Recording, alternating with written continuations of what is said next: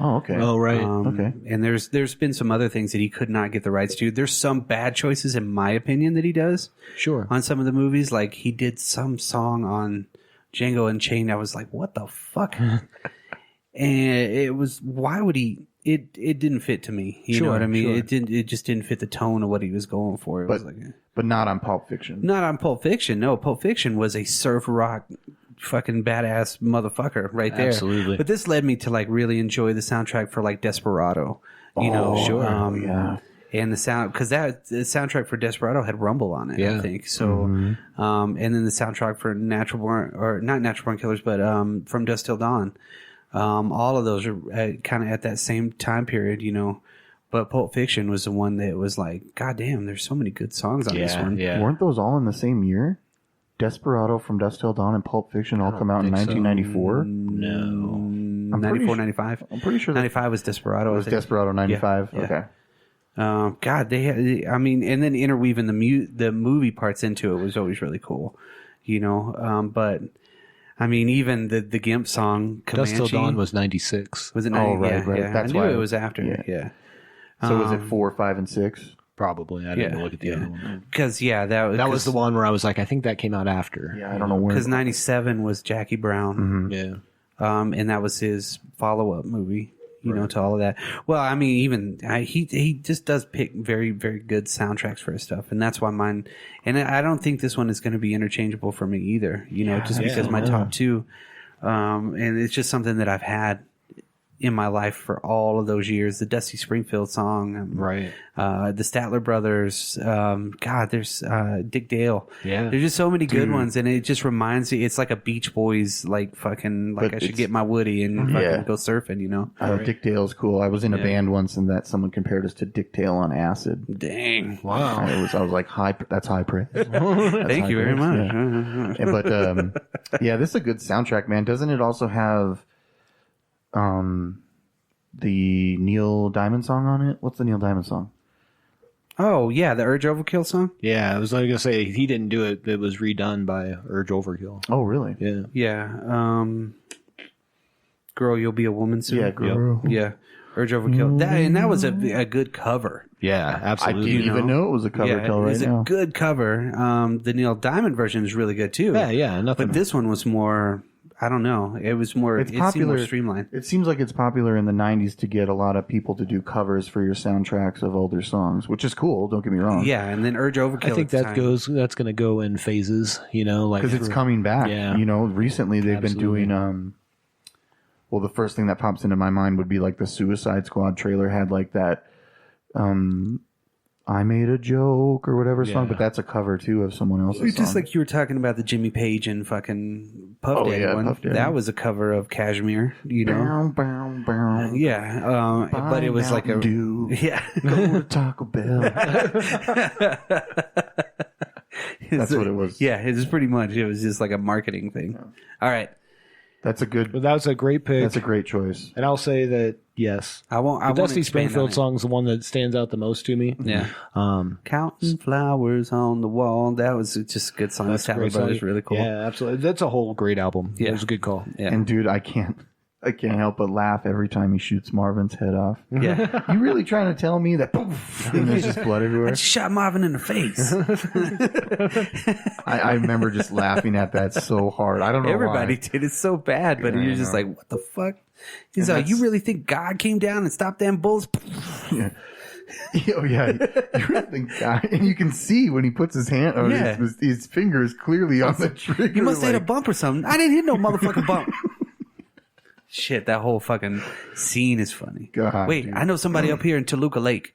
I mean, my how the God. fuck did they get all the way to Jimmy's house? You I don't for know. some coffee and shit with blood everywhere. It's fucking gnarly, dude. You just call the wolf. Yes, you What's call that the guy? wolf. Phil Lamar or something. He does all the voices Yeah, and yeah. like all the I forget Futurama and everything. and Yeah. like the DCs. He's just a big voice actor. When he's sitting back, he's like, I don't know, man. It's like one of his only lines, you know? I don't know, man. like, And I then don't he know. just fucking dies. Man, I shot Marvin in the face. I can't believe. I don't know. I just thought that was so funny. Always. All right. So You're number one. Now we're to your number one. All right. Number one soundtrack of all time. This is definitive for me. It is the soundtrack to Observe and Report. Oh, 2009, directed by Jody Hill. You got Seth Rogen in there. You got Michael Pena, and you got Ray Liotta. What am I trying to say? Is that his name? Why am I forgetting that? Goodfellas? Yeah, that's Ray Liotta. Ray Liotta. Yeah, you're right. I don't know why that was a brain fart. And Anna Faris. So this is one of those ones that I kind of found later in my life, about 10 years ago now, when the movie came out. But the songs in there just really tie into the film. Like the band plays a song, When I Paint My Masterpiece, that opens the movie. And it ties into it really, really well, considering his mental state and like everything that's happening. I don't know, dude. You got things like this band, Patto, Patto. Yeah. And they do a song called Sitting Back Easy and another one called The Man, which is really awesome. And then I found this, there's a song called Lightsaber Cocksucking Blues.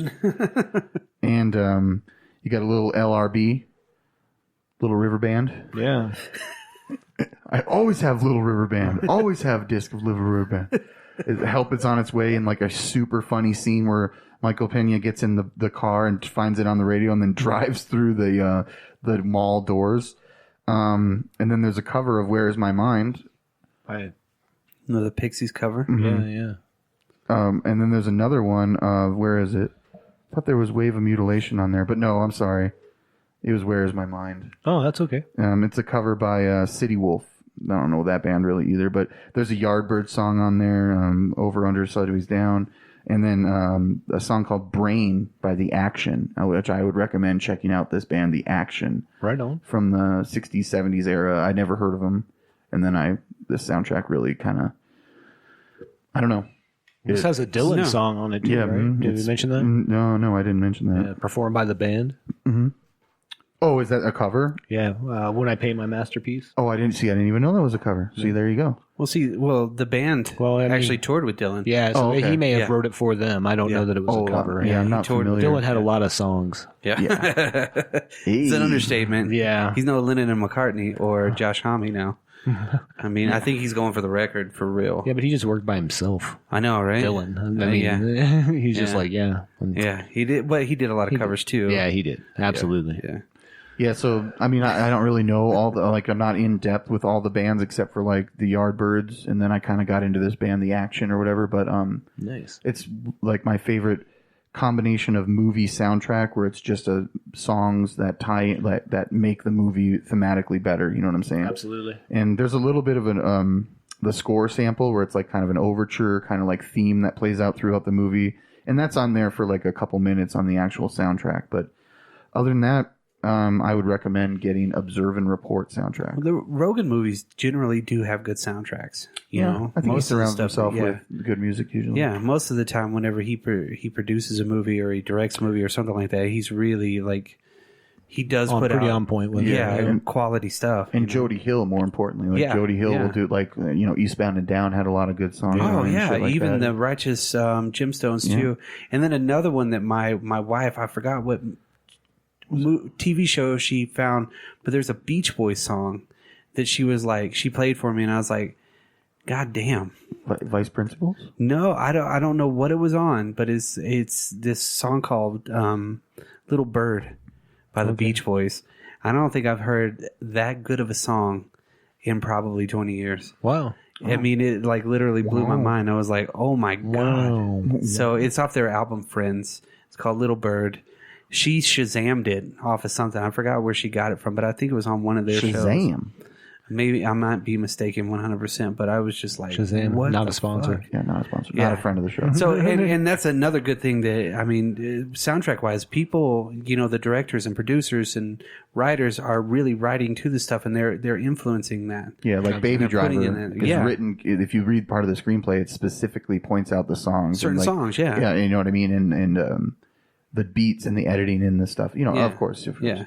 And I think that's really cool that they're allowing those to get put into the movies now. Because, a lot of people wrote to specific soundtracks in their life, and you know what I mean? And they put it onto the paper, and then it kind of came out, and they probably couldn't really put in a lot of those. Right. Probably, it was more studio. I would imagine that a lot of production, like producers, studios, and directors would get something that would be like, the writer's like, oh, I really want this song in there, and they're like, we don't care what the writer thinks. Yeah. You're done now. Yeah, well, like in the 80s, it was all Footloose and fucking, Right. you know, shit like that.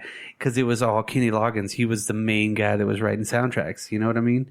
So it was like one dude that was doing it all. It seemed like every major popular movie had a song by Kenny Loggins And or Loggins and Messina. Kevin Bacon must rage dance. Yes, I'm gonna yes. punch dance my rage out. And then you could almost say that Pulp Fiction kind of, in our lifetime, opened the door for those people to kind of be like, oh, let's actually put these actual songs in this. Go a little bit off the track here and Right. get something like open. I would say even Reservoir Dogs would go as far as to start that more, but then Pulp Fiction solidifying it because of like all the acclaim. it Yeah, gets and Mr. stuff. Lou and stuff like that. Because every time you see Pulp Fiction, you hear Mr. Lou.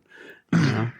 They're just so, yeah. I know. I see how Observe and Report too. Because when did Observe and Report come out? 2009. Okay, see, so you know that was a good marker for the time too. You know, with everybody that you named on there. Well, what I thought was cool is just for me personally is it like when you see an image and you hear a song, sometimes they become inseparable. And like, you know, you're hearing these songs and you're seeing the movie and you're feeling the feelings from the movie and the songs, and they just become intertwined. And then when I bought the CD and started listening to it, one, I didn't know who a lot of these people were anyway, and I liked the songs. But two, it was also giving me a new feeling that I didn't need the movie to be tied to it. I could think of other images instead, so it wasn't an inseparable necessarily. Yeah, I mean, it becomes a part of your soundtrack anyway. Yeah, there you go. Yeah. Absolutely. So, what about you, Brock? You going Dan, you going Dan's number one. My number one will stay in that same vein where thematically it drives the movie. And that would be the Crow soundtrack. Oh, I knew it was going to be The Crow. Yeah, I figured you had to know, right? Yeah, that was my original number 3. Oh, really? Yeah, Yeah, I could see that. is that why you didn't pull that out earlier? Okay, gotcha.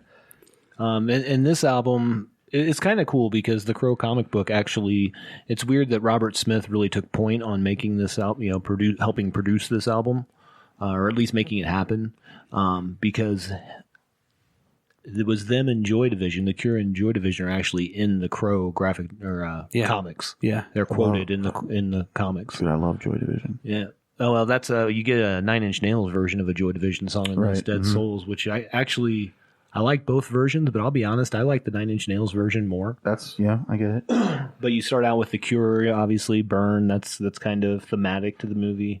I actually like Golgotha Tenement Blues. Machines of Loving Grace. I don't know if I don't know that band, but I know that song. the Henry Rollins. yeah, Henry Rollins. Well, and you get Rage Against the Machine, Yes. Darkness, Color Me Once by Violent Femmes, which is a different, darker, like just like beat down Violent Femmes almost. You know what I mean? Awesome song, which is too. great. Yeah. Yeah, and then you get Ghost Rider, Ghost Rider, which is a cover by Suicide. yes, one of my favorite about bands the Marvel ever. character actually. Yes, Yeah, who's it by in this one? Henry Rollins, Henry Rollins. Oh, and it's a totally different version. Wow. Isn't that weird? That's Yeah. like 2 of my top 3 had Henry Rollins covering somebody else. that's weird. Weird. At that time, yeah. I'm a liar. Milk Toast by Helmet. That was an awesome song too. The Badge by Pantera, which I love, That's a but good that's song. also a cover. It's by Poison Idea was the original band. They were like a local LA band, I believe. Oh, I didn't know that. Yeah, I didn't either. I know that song. That's a Research. fucking sweet song. Absolutely. And then Slip Slide Melting for Love Not Lisa, My Life with Thrill Kill Cold After the Flesh, Snake Driver by the Jesus and Mary Chain, Time Baby 3 by Medicine, and then It Can't Rain All the Time, which was Jane Siberry, but she was singing vocals along with the guy who composed the music for The Crow Okay. for that. So you hear a lot of, throughout The Crow, you hear an instrumental version of this. that song. Oh, okay. That's cool. And it ends the soundtrack that way? Yeah. That's nice. But this is one of those, like, I turn it on, it's like automatically in my head is like all the flashes of The Crow are coming through. You know what Yeah, I mean? the whole And movie's the there. whole movie's right there. I can by following the track list, I can get through the whole movie. Yeah, Thrill my Kill head. Cult. That song led me to get Downward Spiral. Yeah.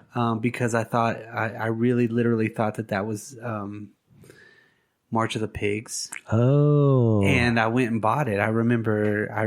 That was good though. I literally, because I already had. Well, I didn't buy the soundtrack first. I bought the soundtrack after I bought Downward Spiral. Okay. And I was like, that's not the same song. Womp womp womp. But this is a great record. Yeah, you still got a good album out of the deal. I got like one of the coolest records ever. But yeah, no, that was the whole fucking soundtrack on that movie is the tone of the movie, Absolutely. which is great.